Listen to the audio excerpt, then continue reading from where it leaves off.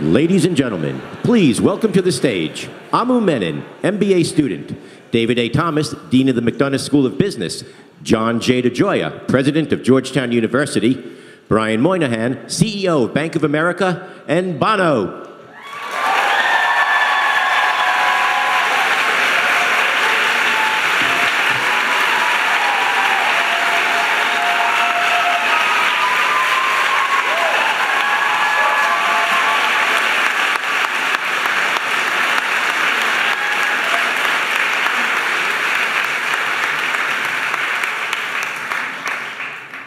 Good evening and welcome.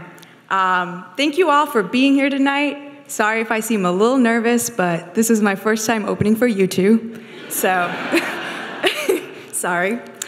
My name is Amu Menon, and I am a second-year MBA candidate at the McDonough School of Business here at Georgetown University. Thank you. Thank you. A few years ago, when I was going through the process of figuring out what business school I want to go to, it was Georgetown's continued commitment to social enterprises that really drew me to this MBA program.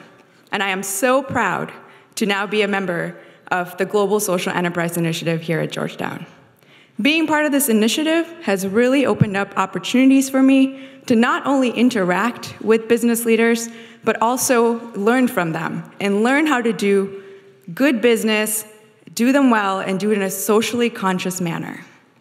And we're lucky to have many of these industry leaders with us tonight, including two rock stars in this area, Bono and Mr. Moynihan.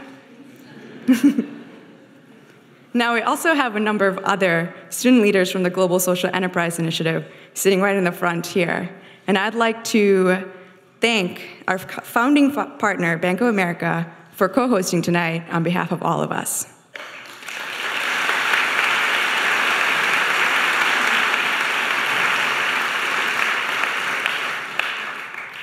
I would also like to take this opportunity to thank the other partners and leaders in this room tonight.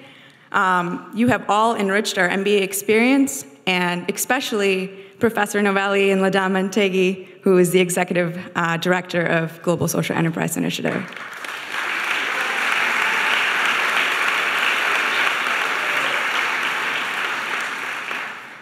Personally, I plan to take much of what I learned from being an active member of the Global Social Enterprise Initiative and from leaders like Bono and carry it with me throughout my career. They are teaching us important lessons on how to create both economic and social value while doing business. So now I'd like to take a moment and introduce our next speaker, Georgetown's very own President DeGioia. The idea of creating strong leaders who contribute both to business and to society is something that he has been committed to since becoming president in 2001. It stems directly from our Jesuit tradition to be of service to others. Having been on the hilltop in various capacities for 37 years, President DeGioia is dedicated to creating leaders with a commitment to excellence in all spheres of our lives. And as students, we thank him for that. Now, if you can help me welcome President DeGioia.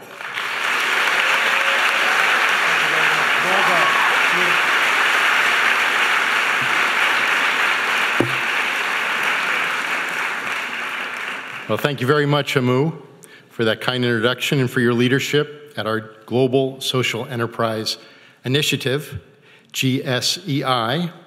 We're proud of the work in which you are engaged alongside many of the students and partners in this room. It's my pleasure to welcome all of you to Georgetown University and to Gaston Hall for this special evening with Bono. We're deeply appreciative of Bono for coming to the Hilltop and for sharing with us his experience, his insights, and his innovative leadership in social enterprise. I'd also like to thank Bank of America for hosting this event in partnership with our Global Social Enterprise Initiative at our McDonough School of Business. The bank has been a supporter and collaborative partner of GSEI since becoming a founding partner in 2011. The goal of the initiative is to prepare current and future leaders to create both social and economic value in their endeavors. With our partners, we are working across all sectors, academic, corporate, government, and nonprofit, to accomplish this goal. I also want to thank The Atlantic for serving as our media partner tonight. And we're honored to have with us United States Senator Patrick Leahy, the Minority Leader of the House of Representatives, Nancy Pelosi,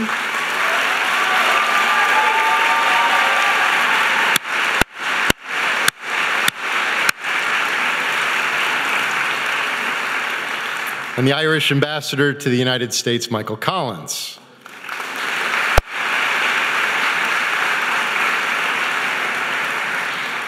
We are truly privileged to have the opportunity to come together for events like this. As a community, Georgetown is committed to the creation and dissemination of knowledge that contributes to human flourishing and the common good. You may see written on the wall behind me the Latin phrase, ad maiorem Dei gloriam inque hominum salutem. The first half of this phrase, ad maiorem Dei gloriam, is the motto of the Jesuits. It means for the greater glory of God. As a university in the Jesuit tradition, all of our work is for God's greater glory. And because of our tradition, we are also committed to work for the betterment of humankind. And that is the second half of the phrase, inque hominum salutem. Today's topic, social enterprise, is an expression of this mission, of our commitment to endeavors for the betterment of humankind. There are a number of individuals whose hard work and dedication made tonight possible, and we're grateful for each for your contributions. First, to David Thomas, the Dean of our McDonough School of Business, for his extraordinary leadership and his support of initiatives like GSEI. I'd also like to thank Bill Novelli, a distinguished professor of the practice at our business school and the founder of GSEI. Bill's deep commitment to social enterprise, corporate responsibility, and social change has enriched our community here at Georgetown, as well as the lives of countless individuals outside our gates. Thank you also to LaDon Montegui, the Executive Director of GSEI, for her leadership and her hard work leading up to tonight. And I also wish to express my appreciation for Ann Finucane, the Global Strategy and Marketing Officer at Bank of America. Two of Ann's sons graduated from Georgetown, and one is a current student here, and Ann was instrumental in making tonight possible. And finally, thank you to Brian Moynihan, CEO of Bank of America, for bringing us together tonight. Under Brian's leadership, Bank of America serves consumers, small and large businesses, and institutional investors. It is one of the world's largest financial institutions and is a leader in wealth management, corporate investment banking, and trading. Under Brian's tenure as CEO, Bank of America is also working to expand its commitment to community development and philanthropy, and this includes a 10-year, $1.5 trillion goal in community lending and investing. It's truly a privilege and a pleasure to welcome you all, and now to introduce to you the CEO of Bank of America, Brian Moynihan.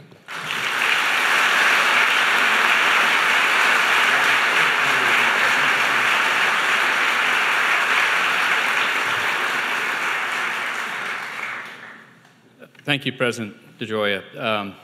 It has been great to be here. I was at a different Jesuit institution on a hill on Saturday night watching my place I went to law school beat BC, so at least we may have done you some favors here at Georgetown by doing that.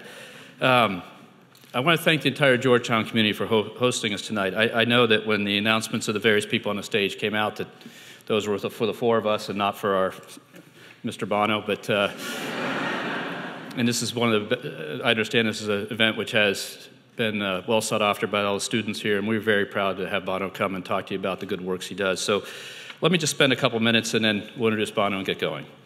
Several months ago, he made a speech here in Washington where he talked about the power of partnership, and something that he's followed very carefully. The power of partnership to end hunger in Africa, the power of partnership that transcends traditional lines, the power of partnership that brings everyone together to achieve a common goal. And that's the reason why we're here tonight. It's a power of partnership. It's a partnership that we have with the Global Social Enterprise Initiative. It's an initiative that we have built by providing funding, but you have built through all your hard work, that comes across business, government, and other disciplines so that we can collaborate to make a difference. I had the pleasure of spending an hour with some of the students in the initiative today, and after they grilled me for 45 minutes with questions about do we do the right thing and how do we do it, I feel energized to go back and realize that they do recognize the good works that we do and the talent that's in the school and in that room, and is a great statement to the work that the initiative does. This initiative was built on an idea that business success and global good are not mutually exclusive goals. In fact, they are common goals. It's an initiative that will train future leaders, whether you're a banker or a musician, to think outside the borders of your day job and try to do more. To think outside yourself and find the issues and the needs where you can make a difference. We at Bank of America, and on behalf of our 270,000 teammates, we're very proud to support the Global Social Enterprise Initiative here at Georgetown because it aligns with what we do as a company. We believe it is good business and the right thing to do. It's the right thing to do to make a social responsibility a cornerstone of what we do. We believe in the power of connections in our company, connections that bring together resources, diverse ideas, and dedicate teams to take on and drive change and address the challenges in the world. We've done that with our $50 billion environmental initiative. We've done that through the $200 billion in philanthropy that we do on an annual basis to reduce hunger, create jobs, and strengthen education across the world. Whether it's in financial services that we provide for our customers that we think do great things for them and help them live their lives. Whether it's what we do for our veterans that you know here on Veterans Day, including our recently announced initiative with the George W. Bush Institute to help workforce development for veterans. Whether it's through something that I'm most proud of, the 1.5 million volunteer hours our teammates put in every year to help their communities. All these things show that our company strives to do what it says, to do the right thing. The global social enterprise seeks to tap into something that is innate to all of us. As leaders, we just don't want to be successful. We want to have an impact. And no one symbolizes that better than our guest of honor, Bono. Obviously a worldwide rock star, he has channeled his fame and his talents to take on some of the world's biggest challenges, to end hunger, eliminate extreme poverty, wipe out AIDS. These are all pretty audacious goals, and it must be the Irish in him, and those of you who are Irish know. Confronting these challenges, he co-founded ONE, an advocacy organization with more than 3 million members. They encourage government leaders to support debt relief and effective poverty fighting programs that are saving the lives of millions of people around the world. We're proud to announce that Bank of America will support several Georgetown interns this summer at ONE. These internships will provide an opportunity for selected students to see firsthand the power of partnership in action, to see firsthand the incredible impact this organization has. For example, thanks to ONE and all that Bono and his team have done, many things have happened around the world. More than 6 million Africans have access to life-saving AIDS medicine, up from 50,000 10 years ago. Malaria cases or deaths have been cut in half in 8 African countries. 51 million more children are going to school. RED, the initiative that Bono has also founded, works in partnership with some of the most iconic brands in the world to help raise funds. Together, they've channeled almost $200 million into Africa for AIDS prevention. Bono's commitment to improving lives have also led to a program in Ireland called Music Generation. It's a program he's proud of and we're proud of at Bank of America to help support, to put music back into classrooms in an economy that's had difficulty supporting the culture and arts at a time when our country's gone through tough times. So Bono is clearly an example of what bringing people together and the power of partnership can achieve. So as we think about partnering with Bono, we have to live up to one of the Irish rules, which is if there are 2 Irish people, one of them can sing, and I'm the other guy. So I certainly can't partner with Bono in his studio, but I can partner with him to help make millions of people's lives better around the world. This is a responsibility we take seriously at Bank of America. It's a responsibility that Georgetown takes seriously in the Jesuit tradition that you all represent. It's a responsibility that Bono takes seriously in all he's done. Please welcome me and welcome Bono to the stage. Thank you.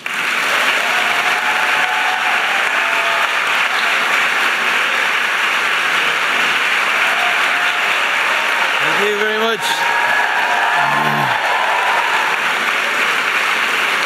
Oh, thank you, Brian. A gentleman in a world where that quality is not always on tap. Very special man. We're thrilled. The band are thrilled. They wanted me to say thank you to you also, Brian, because the band are committed, as you heard, to to the idea that every school kid in Ireland will have access to free music lessons if they need them. So Brian's been helping us out with that, along with Loretta Glucksman and the American Ireland Fund. Thanks, of course, especially to President DeGioia, who has made me feel so welcome here, and to Dean Thomas of the McDonough School of Business, and to JT, right there, who's learning the chords of Sunday Bloody Sunday instead of doing his homework. That's the President's son. All right, JT. And Amu Menon, look at that. This is the spirit, and that is going to change the world. You have it in here, in this room. You can feel it. And what a room it is, by the way. Wow. I mean, U2 has played some nice halls. I don't know if this is like a lectern or a pulpit, but I feel oddly comfortable. It's a bit of a worry, isn't it? So, welcome to Pop Culture Studies 101. Please take out your notebooks. Today we're going to discuss why rock stars should never ever be given the microphone at institutions of higher learning. You will receive no credits for taking this class. Not even street cred, it's too late for that. I will, of course, be dropping the odd, cultural reference to give the impression that I know what where your generation is at. I do not. I am not sure where I am at. And the first existential question in this class might be, what am I doing in Healy Hall? I could be down having my third pint at the Tombs. Pop culture references. Rockstar does research. And I heard that election night was quite messy on the pint front. Isn't it amazing how 3 pints can make everything seem like victory, but 4 or 5 and you just know you're about to taste defeat. Anyway, congratulations are in order. Not just for for turning out in record numbers and forgetting politics for a minute, but for electing an extraordinary man as president. I think you have to say that, whatever your political tradition. But also, you are finally free from the tyranny of negative advertising from both sides. Those attack ads, could you bear any more of it by the end? Can you imagine what it would be like if we did this for everything, all the time, attack ads about TV shows, rival smartphone companies, college admissions? Hello, we're Georgetown and we approve this message. Let me say a few words about some other fine schools you might be considering. UVA. Thomas Jefferson, what have they done to you? Syracuse, a school whose mascot is a fruit. Duke.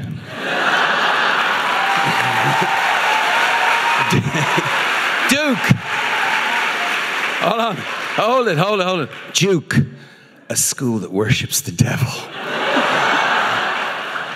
Georgetown, you're in with the other guy. Georgetown has God on its side. Everyone knows God is a Catholic, right? 2 words, Frank Sinatra, that proves it. It's okay. Anyway, I've been hanging out with politicians more than I should admit, but I guess I don't really get these ads, and I don't really understand politics in that form, actually. I'd like to hear attack ads on things worth attacking. If there was an attack ad on malaria, I'd get that, because 3,000 people die every day, mostly kids, of malaria. Let's have an attack ad on malaria. Let's have an attack ad on mother-to-child transmission of HIV/AIDS. I'd get that. Choose your enemies carefully, because they define you. Make sure they're interesting enough, because trust me, you're going to spend a lot of time in their company. So let's pick a worthwhile enemy, shall we? How about all the obstacles to fulfilling human potential, not just yours or mine, but the world's potential? I would suggest to you that the biggest obstacle in the way right now is extreme poverty. Poverty so extreme it brutalizes, it vandalizes human dignity. Poverty so extreme it laughs at the concept of equality. Poverty so extreme it doubts how far we've traveled in our journey of equality. The journey that began with Wilberforce taking on slavery, and it will not end until misery and deprivation are in the stocks. Abolitionists, suffragettes, civil rights workers, and human rights activists. Social movements have always been powerful. But the subject of my speechifying tonight is going to point out what is the transformative element about this moment and this generation, and the chance that you have to rid the world of the obscenity of extreme poverty. Wouldn't that be a hell of a way to start the 21st century? Now, the history department might disagree with me, and I'll admit I only lasted a few weeks in college. But I don't believe that the 21st century started in the year 2000 on January 1. For large parts of the world, I think it started in 2011 with the upheaval of the Arab Spring. What happened in Egypt was that the pyramid, the traditional model of power, got inverted. The people at the top got upended, and the base had its say. Now, the Arab Spring is ongoing, it's messy, it's dangerous, and dangerously wrong in some geographies. But what I'm talking about is bigger than Egypt or any place else. It's a massive shift. It's one of those moments that in 100 years, the real historians, like those at Georgetown, will write about this phenomenon in the history books. The base of the pyramid, the 99%, is taking more control. The institutions that have always governed our lives, church, state, the mainstream media, music industry, are being bypassed and weakened and seriously tested. People are holding them to account, us to account, demanding that they be more open, more responsive, more effective, or else. Here in the US, you've had the Tea Party hammering big government. You've had Occupy do the same to the jolly bankers of Wall Street. Social movements are competing. And we have to hope that the more enlightened ones will win the day. Social movements like the One campaign. And we're right, we're 3.2 million people at last count. Asking the world to pay attention to the least amongst us, the very poorest of the world's poor, and the many things we can do to help them. As I'll describe, we'll see things are happening in the developing world. But think about this particular moment. Not just Facebook in the heat of Tahrir Square, but the peaceful march across the world of mobile phones, across the parched lands of the Sahel and the dense rainforests of the Congo. Technology is transforming things. Everything's speeding up. Everything's opening up. Now, if I can talk about something I actually know about for a moment, this feeling reminds me a little bit, maybe more than a little bit, of the arrival of punk rock in the mid-70s. You see, the Clash were the very base of the rock and roll pyramid, and overnight gave the finger to the dreadful business, the lurgy of the time, that was at the top of the pyramid. It was called progressive rock. Epic songs, no good lyrics, no good hooks. Great reviews. Punk bands made no pretense of being better than the audience. Punk bands were the audience. If you wanted to play, great, grab a guitar, you're in the band, virtuosity was out, energy was in. The Clash were like a public service announcement with guitars. And they gave U2 the idea that social activism could make for a very musical riot. So I'd just like to point out that none of your professors, not a single one, not ever, has ever drawn or is likely to draw the connection between the Arab Spring and the Clash. Just Little intermission.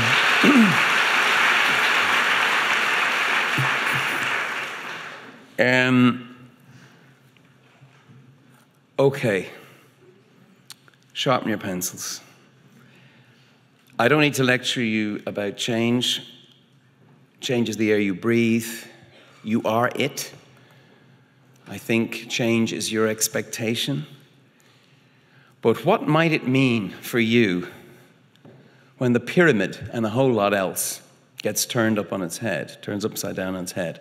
What a huge opportunity that affords you if you're willing to seize it, because there's not just one big lever or lever of power anymore. There's millions of levers or levers, and you've got a lot of them in your hands. And when we press them together at the same time, that's when things really start happening.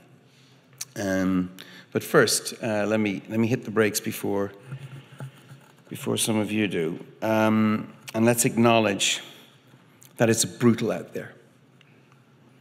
It's brutal out there. And by there, I mean here, right here in America. The economy is still in a rough shape, and that slashing sound you hear is a big pair of scissors bearing down on the federal budget. Defense cuts, safety net cuts, foreign aid cuts, and all these cuts coming if we drive over this fiscal cliff, so-called. And cuts, they hurt. Somebody bleeds. The aid cut alone would mean that nearly 275,000 people won't get the AIDS treatment they need, resulting in over 60,000 deaths. 250,000 more children become AIDS orphans. Real people, real bleeding. So that's why you'll hear us in the one campaign making the case that cuts shouldn't cost lives. Cuts can't cost the lives of the poorest of the poor. It shouldn't be a hard case to make, but it is right now. In the halls of Congress, in the Senate, maybe even here in Healy Hall. But I put it to you, we must not let this economic recession become a moral recession. That would be double cruelty.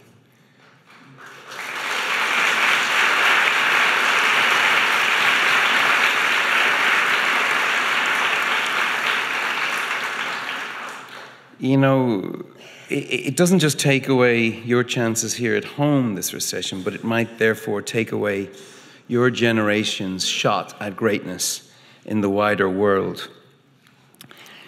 The generation before you outlawed the idea that the color of your skin decided whether you could vote. It challenged the idea that your sex could decide your future. Well, this generation has the chance to challenge the absurdity of where you live deciding whether you live.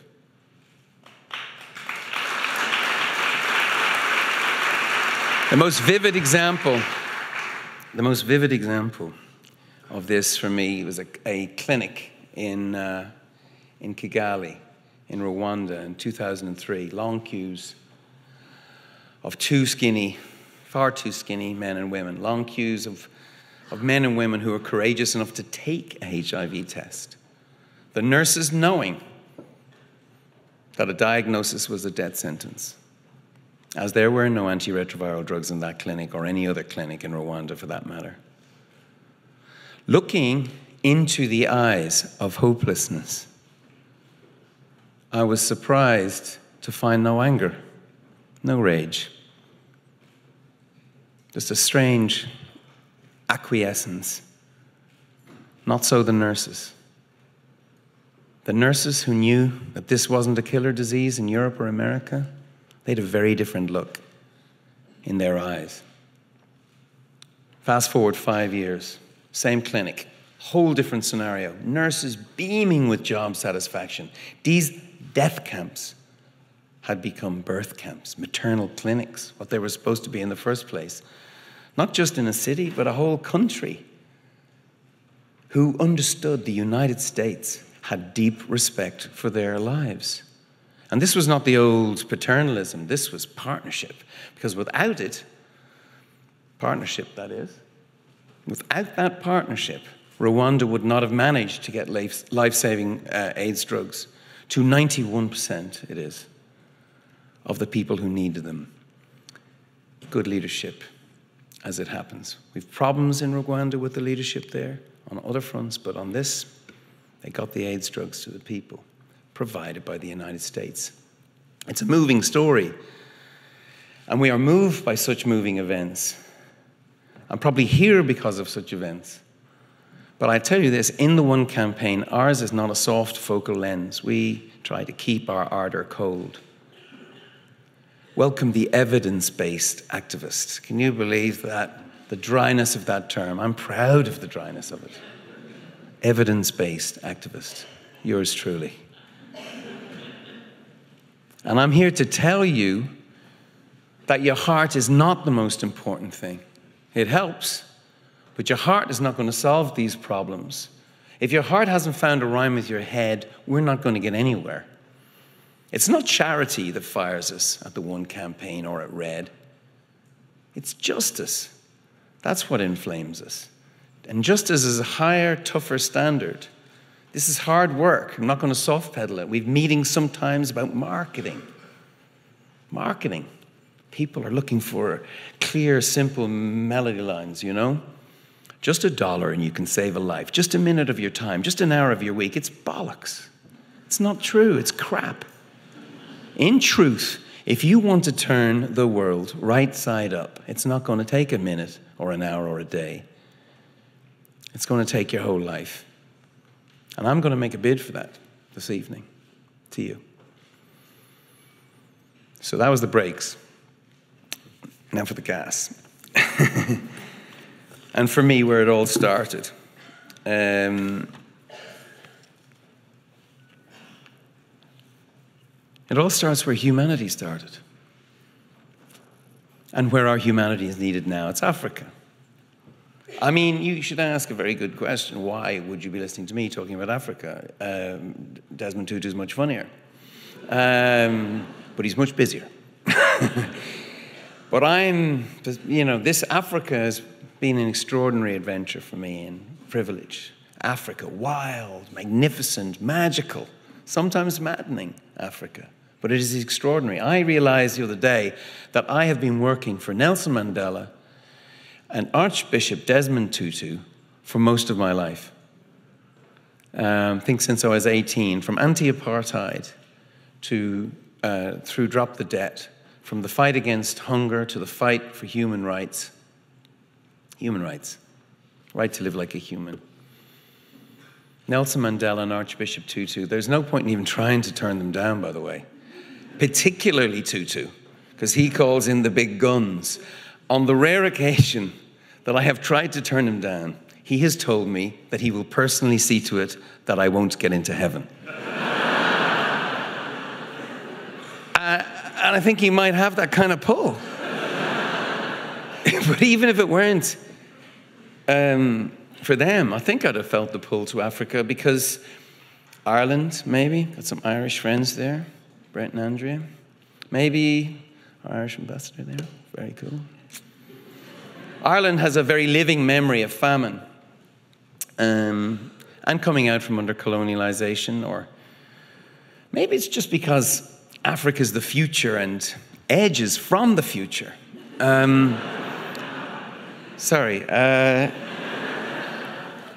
Well, we're all interested in the future and, what the world will look like, for the kids. People say China is the future.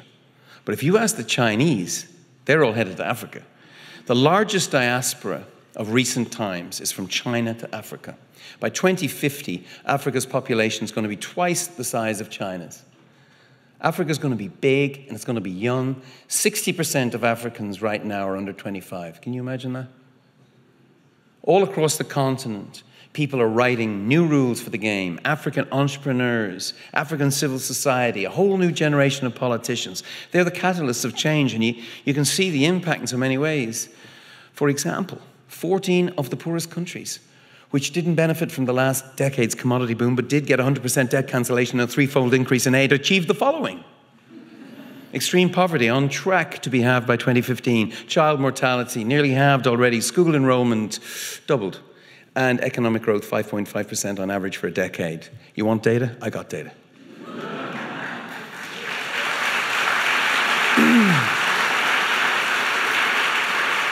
We used to talk about Asian tigers. And actually, for a minute, we were talking about a Celtic one, which was nice. While it lasted. But this is not an African tiger. This is a lion. This is a pride of lions. And lots of them are roaring. Some of them are not. Some of them are in a bad mood, injured, licking their wounds. And we all know a wounded lion is a dangerous thing. Take Mali. Ethnomusicologists trace the origin of the blues and therefore rock and roll to Mali in West Africa. And I was just there in January at the renowned music festival in the desert, Festival de la Desert, in the dunes outside of Timbuktu. And it's amazing, by the way, really awesome. A month after we left, Al-Qaeda, known regionally as Ansar Dine, they took over the whole north of Mali. The north of Mali is about the size of France. And now the hotel that we stayed in, small little hotel, is a Sharia tribunal. And music is now against the law. I mean, they put you into prison for playing music. You get beaten for playing the blues. You get beaten to death on occasion for playing the blues.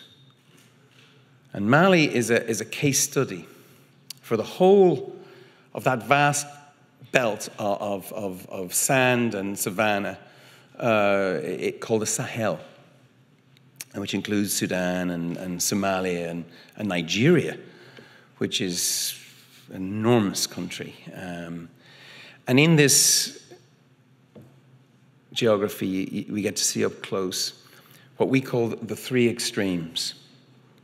It's an unholy trio of extreme poverty, extreme climate, and extreme ideology.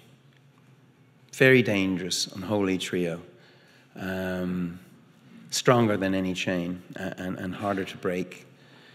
So some of Africa is rising and some of Africa is stuck. The question is whether the rising bit will pull the rest of Africa up or whether the other Africa will weigh the continent down. Which will it be? Stakes here aren't just about them.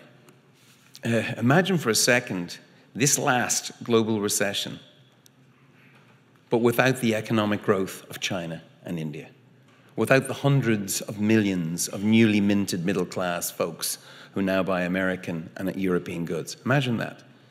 Think about the last 5 years. Rockstar preaches capitalism. Wow. Sometimes I hear myself and I just can't believe it. But commerce is real. That's what you're about here. It's real. Aid is just a stopgap. Commerce, entrepreneurial capitalism takes more people out of poverty than aid. Of course, we know that. We need Africa to become an economic powerhouse. It's not just in their interest, it's in ours. It's in our national security interest too, your national security interests in particular. We want to see the region fulfill its potential. So cue up the drum roll. You can if you like.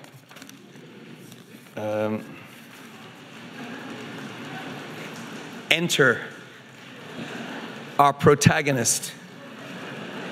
Enter the most powerful force for change on the continent. Enter the strongest, loudest, clearest voice for progress. Enter the nerd. Yes. Yes. I did say the nerd. I did say the nerd because it is the nerds, the innovators, the programmers who are changing the game, not only here in America, but even more in places like Africa, which are more mobile than we are. Africa is the second largest mobile market after Asia. This is the era of the Afro nerd. And what are these Afro nerds up to? You know what they're up to? They're upending the pyramid. you know about social media and the role it played in the Arab Spring. I recently met Wael Ghonin. I'm sure you know him. He worked in Google, and he set up one of the Facebook groups behind the Tahrir Square thing, got thrown in jail for it, and I was at the Founders Conference in Dublin, and he was explaining the role of technology and how it has narrowed the gap between the power of the politicians and the power of individuals. You see, according to Wael, technology has turbocharged social movements. And this is this element I'm telling you about that defines your generation. And it works on lots of surfaces.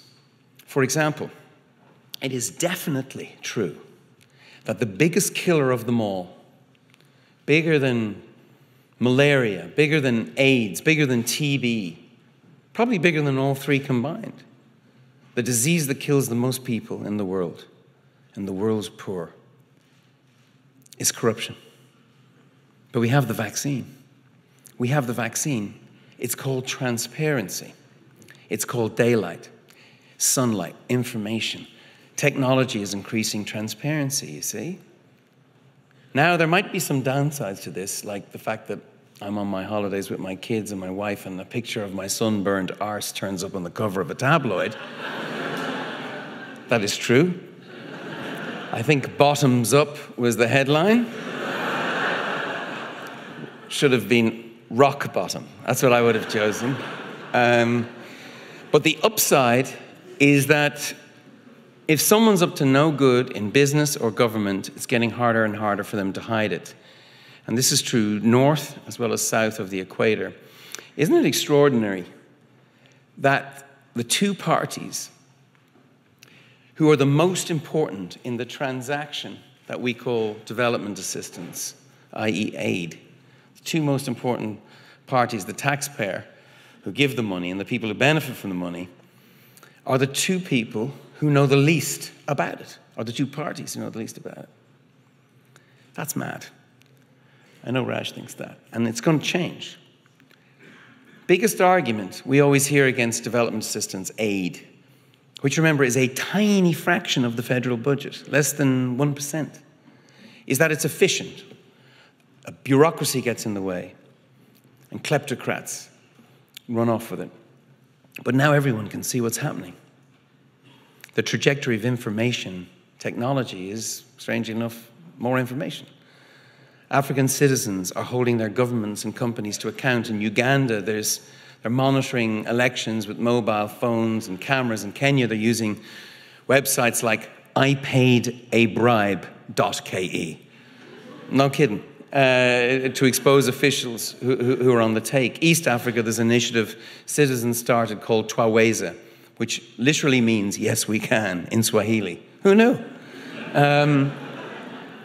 Anyway, they're opening the books on government spending. They want to see. Transparency is driving down pharmaceutical prices. It's even starting to transform the extractive industries. Some people here know what I'm talking about. Oil and mining. This is big because there's a lot of wealth in natural resources down under the ground in these developing countries. And this open data can help get that wealth above ground to benefit the people who live over it. Anyway, all of this I'm describing as a start. I'm not even mentioning banking by phone or pricing information for farmers, but here's the catch, and it's an obvious one. Technology doesn't accomplish this on its own. You can't just drop a cell phone in the desert and create an oasis. There's no app for that yet. The crucial element is still the human element. It's individual citizens, numbering in the millions, and determined to stir things up. It's the human element that got us to a moment where an extra 50 million African children are going to school today because people in America and other countries got out and marched for debt cancellation. Same goes for the 6.2 million Africans now getting life-saving AIDS drugs because people in the US were willing to stand up and shout and pay for that. Those and other victories took not phones in the hand, but boots on the ground. The boots of everyday activists in every town and city and on college campuses like Georgetown. That's really what moves the dial. Social movement, social enterprise. Because when people get busy and get organized, get out there, real change happens, global change. It's a simple equation. Outside pressure, inside movement. It's a story of one. We're a social enterprise, like Red. The idea, Red is like the gateway drug to one. If you haven't the time to put on the marching boots and just go buy some Red shit. Deborah Duggan's here somewhere, she rocks, runs the show.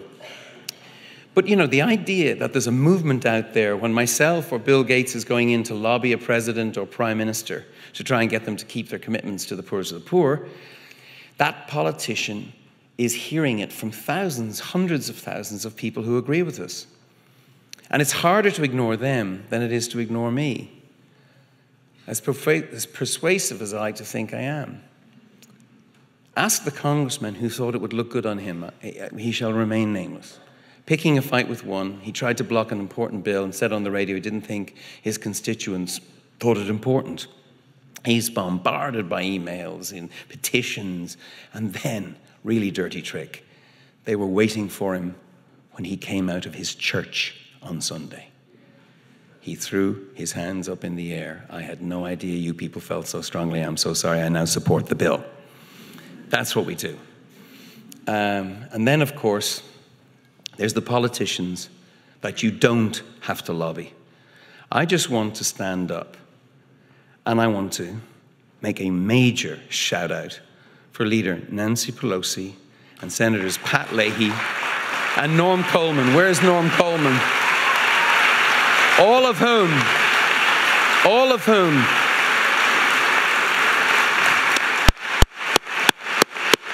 not just great leadership, real deep personal commitment, and we shouldn't just thank them. We should shout their names across the land. And I actually, I can't even consider the number of lives that have been transformed and saved by these people, and it must be millions. And people are alive because these people exist. Jean Sperling is here tonight. Raj Shah is here tonight. These people are heroes to me. This is civic duty with the global citizen in mind.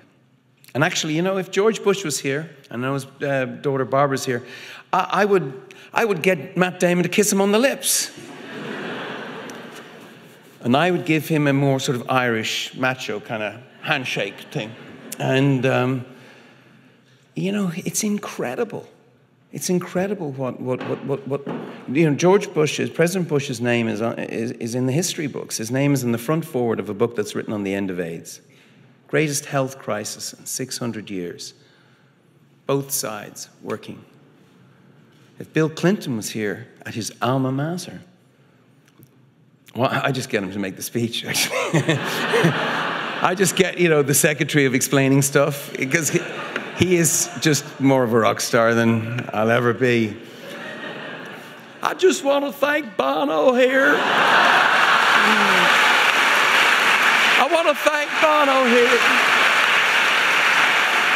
I want to thank Bono for stepping away from the microphone. I knew he couldn't rhyme, but I'm so glad he can fall back on adding and subtracting.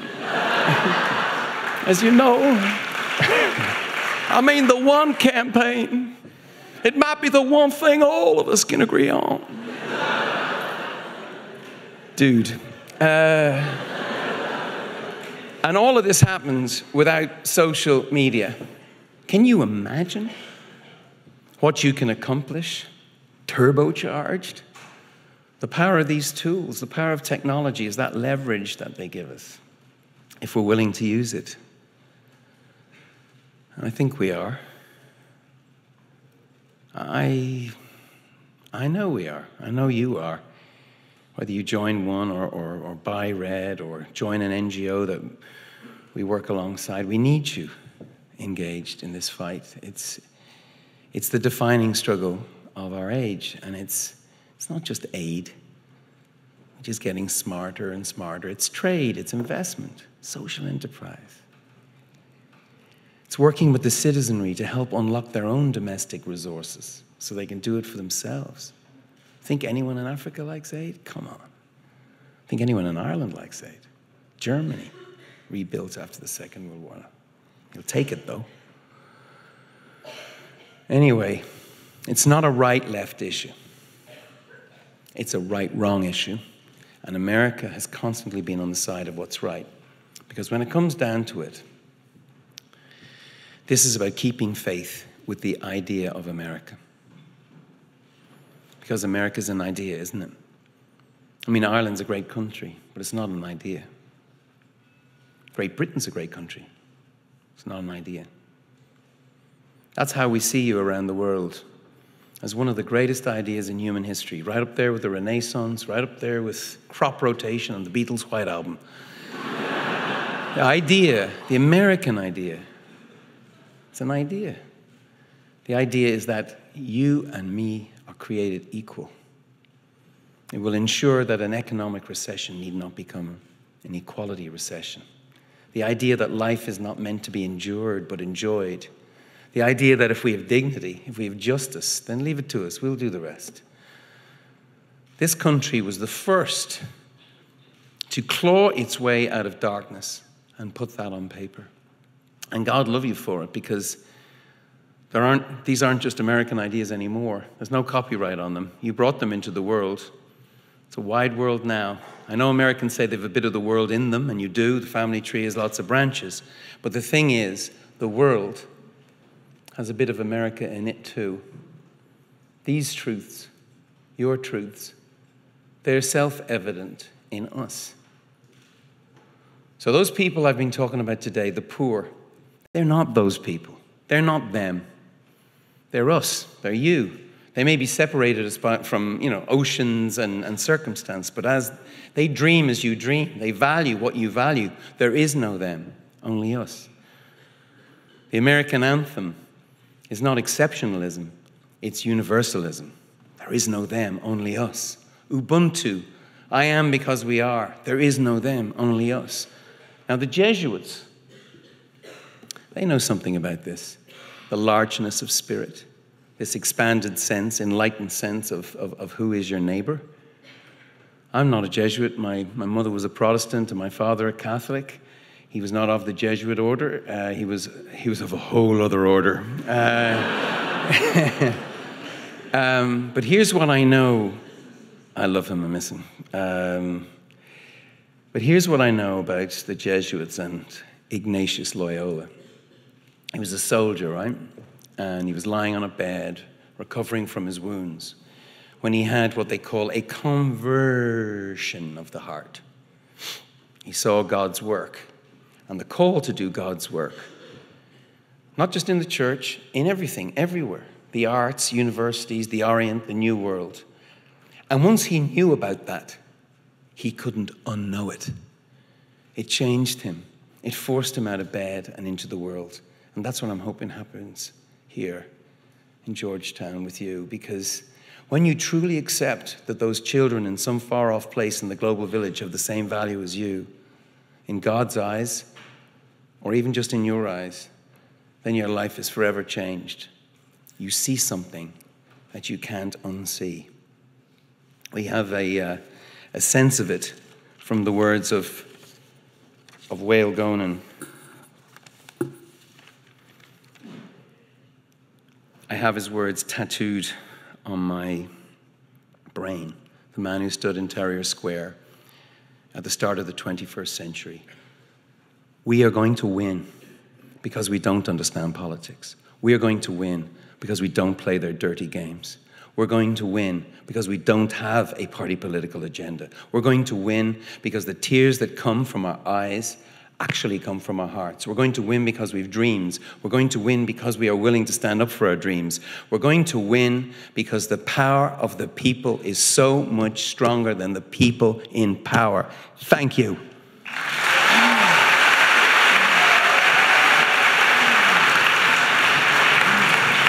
Thank you very much.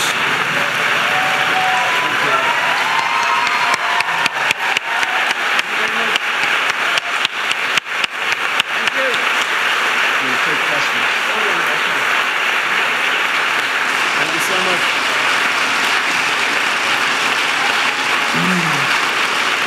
Thank you so much. Okay.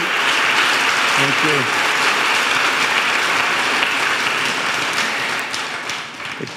That kissing George Bush on the lips is going to get me fired. My band, that is. So Bono has agreed to take a few questions. So I'd ask that anyone with questions come to the mic in the center aisle. Please try to hold yourself to one question so that we can get in as many as possible in just in a few minutes. Thank you. Yes, sir. Good evening, sir. Sure. How are you? My name is Peter Hahn. I'm a member of the McDonough School class of 1999 and the MBA class of 2010. On behalf of the alumni, thanks for coming to our beloved Hilltop this evening. Before I ask my question, I better warn you, I used to stand on that stage and sing your songs when I was a group called the Phantoms here. So tonight I'll stick to the question.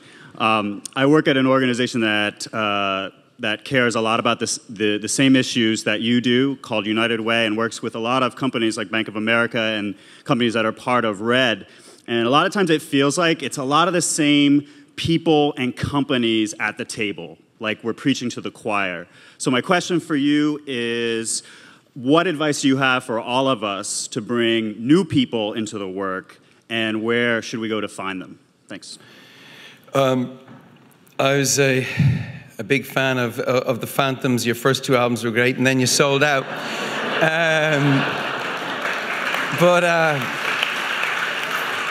as regards the companies that works for, let me talk about RED, because, you know, RED's, I think we're going to announce it'll be at 200 million by this World AIDS Day, which is incredible.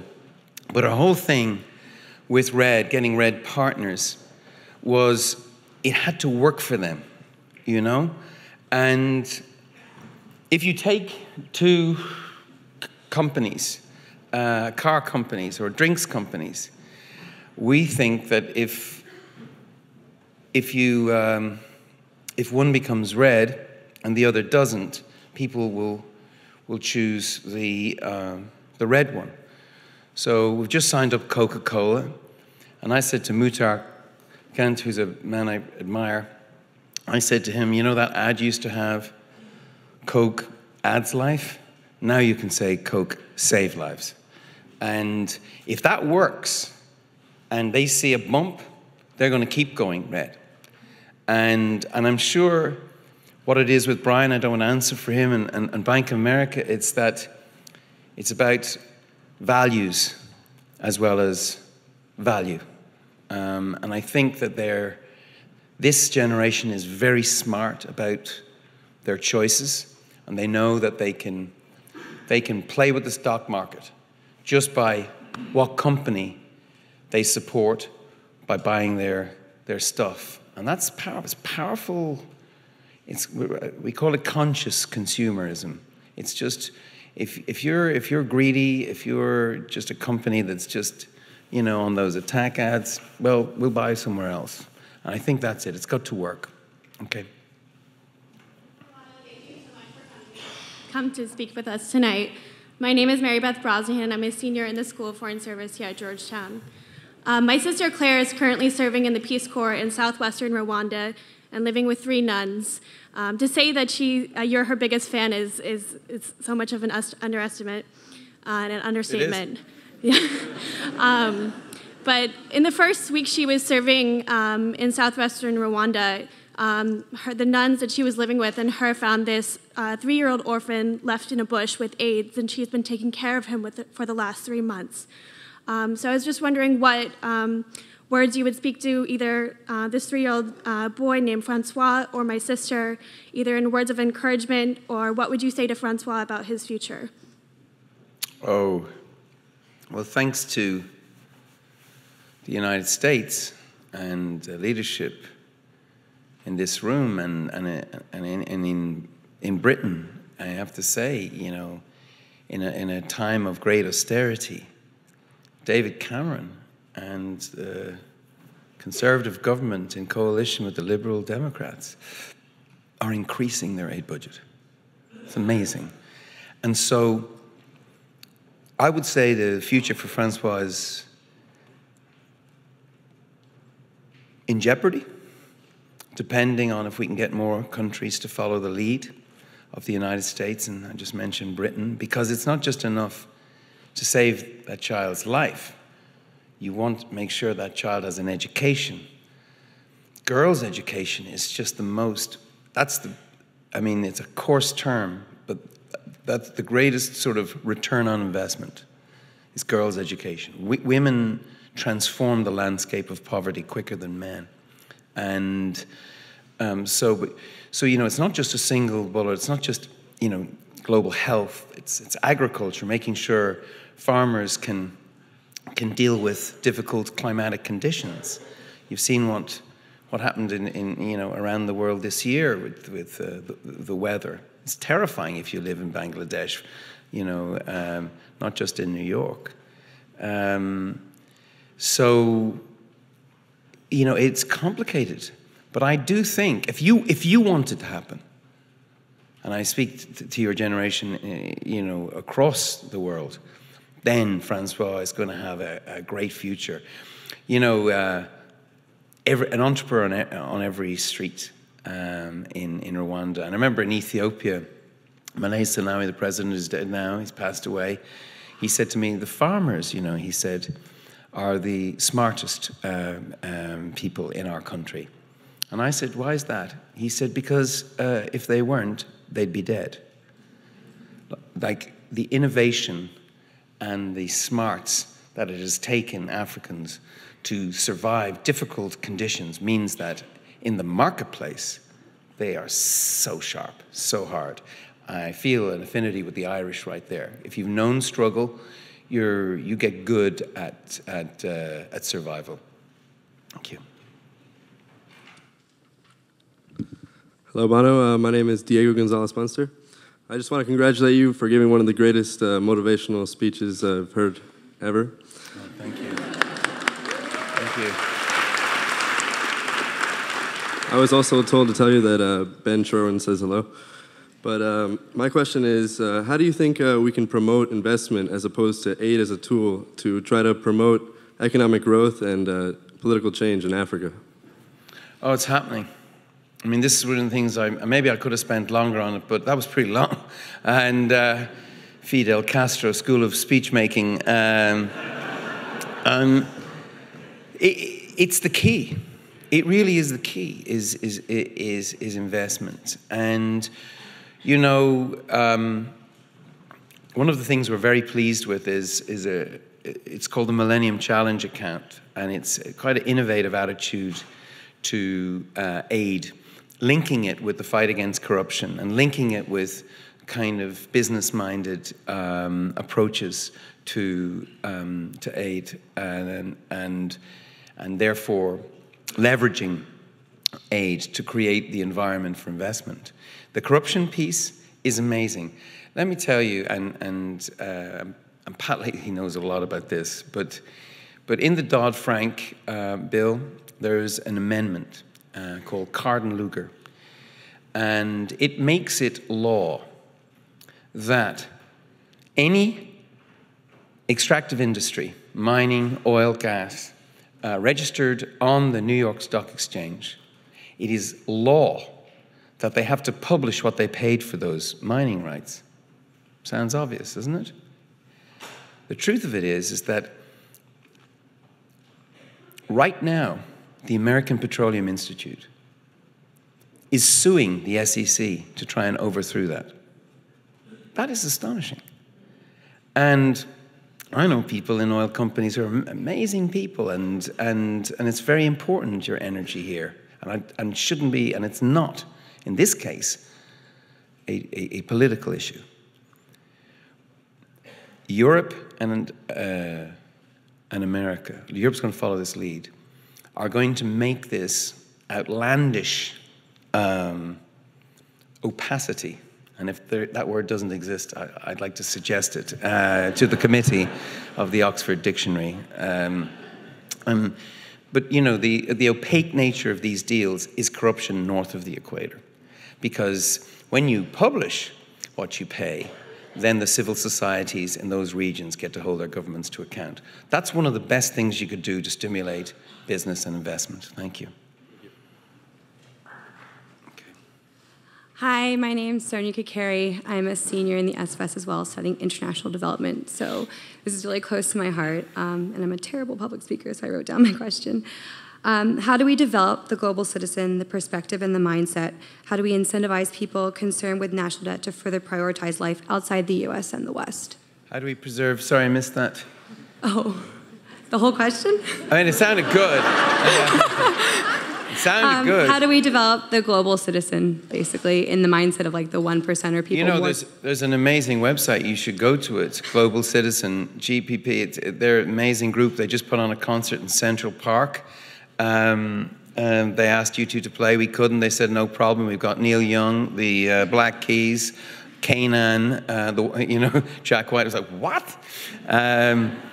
But they're really pushing this idea, and it's a jump in human consciousness, and I think go onto that website. I recommend it. They did a great job. Good evening, Bono. My name is Vivian. I'm originally from Namibia, and I just want to say thank you so much for coming here today and speaking to us so candidly about Africa. And I was like waving and everything, so excited to hear about my continent and what's going on. My question is mainly just thinking about the continent and thinking about the diversity that exists in Africa, and how there seems to be this Adichie single story idea of what's going on in Africa and one view of it.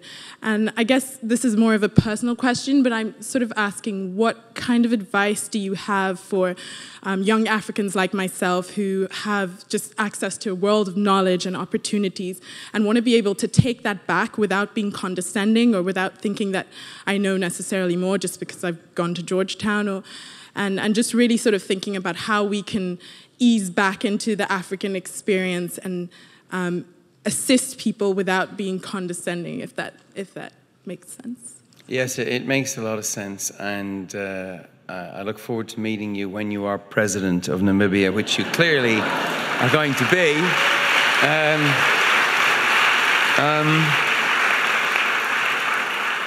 Condescending be the key word, not to condescend. It's very hard. Partly what we do is raise the alarm, and we have to.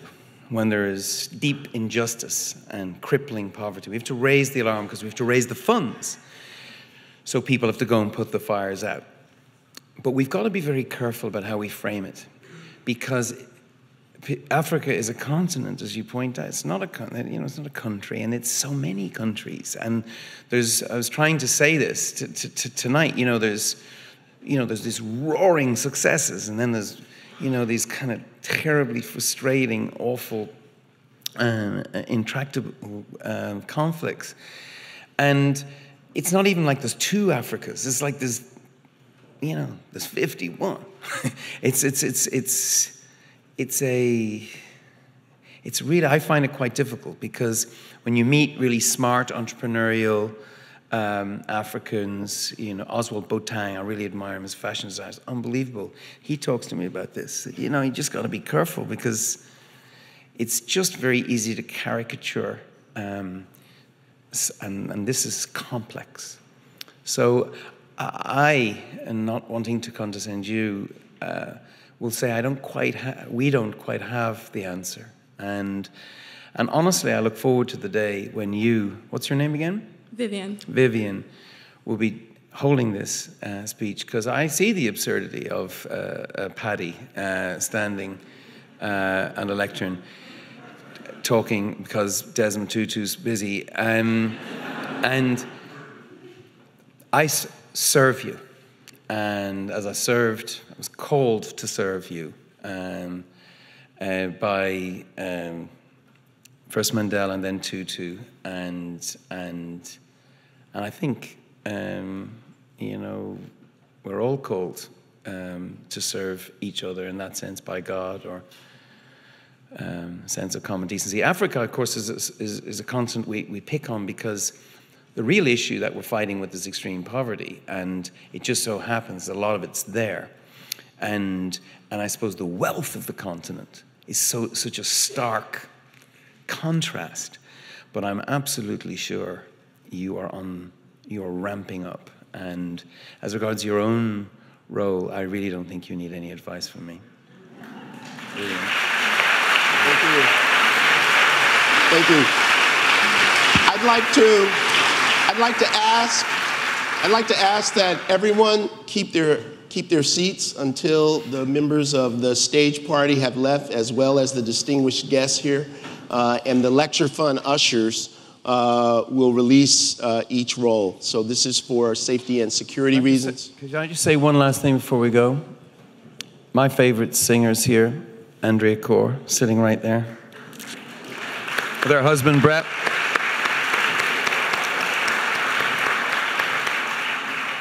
Bono, thank you. Thank you.